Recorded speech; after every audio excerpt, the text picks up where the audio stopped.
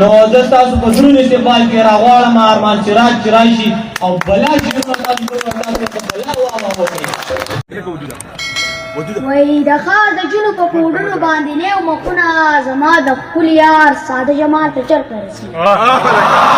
د ښار د جنو په کوډونو باندې لیو مخونه زما د ښکلي یار ساده جمال ته چرته رسي. چرته د رب کاریګري، چرته د خلقو هنر، د کائناتو د خالق کمال ته چرته رسي. وای خدای په دې سړی اوس څه وکړمه نه پوهېږي. زما په غېږ کې هم زما نه مرور پرېوځي. ستا د خورو زلفو نه ځار شمه سرتوره مه شي، ته چې خیرې کړې دوپټه در سر پرېوځي. وای دومره غرور مه کوه، تکبر مه کوه، دنیا فاني ده ګورې، دا ارماني ده ګورې، په سا اعتبار مه کوه، په چا اعتبار مه کوه. زه هم انسان یم ښه، ما اعتبار مه کوه. دولت طاقت مه ګڼه، دا حقیقت مه ګڼه، زما خبرې ګورې منافقت مه ګڼه. زه ښه رښتیا وایم، غلا ته بغلا وایم، که نه اورې مه یې وره، زه خو به دا وایم.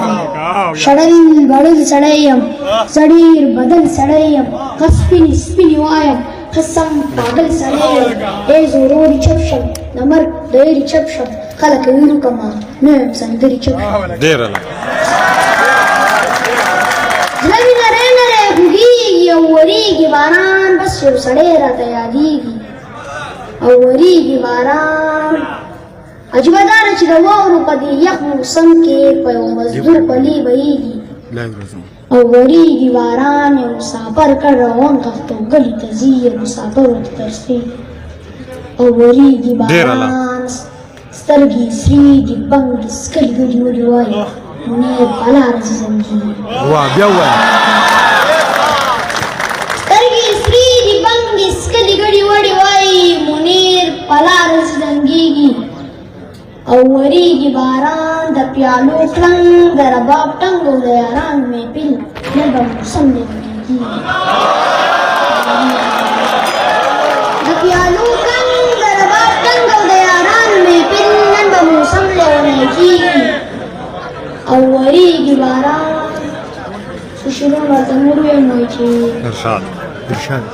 د روژې مسلمانانو، د جمعې مسلمانانو په قلبونو دې توبه وي. بېمزې مسلمانان مې د جومات د دروازې نه تر حجرې مسلمانان مې خیانت کې خیانت کو بېوادي مسلمانان. د روژې مسلمانان یو، د جمعې مسلمانان یو، په توبو مې د توبه وي. بېمزې مسلمانان یو، د جومات د دروازې نه تر حجرې مسلمانان یو، امانت کې خیانت کو بېوادي مسلمانان یو.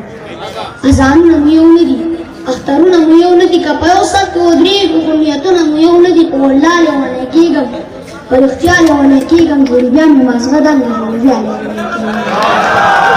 په والله لیونی کېږم، په رښتیا لیونی کېږم، جوړې بیا مې مازغه دنګې جوړې بیا لیونی کېږم. په یوه دې پوه نه کړو، په قصه دې پوه نه کړو، ملا جانه لیونی شي، په تفته دې پوه نه کړو، په انسان دې نه پوهېږي، د انسان نه نفرت ته کوم، دا مې ټول درسره دلونه د ملا نه نفرت ته کوم.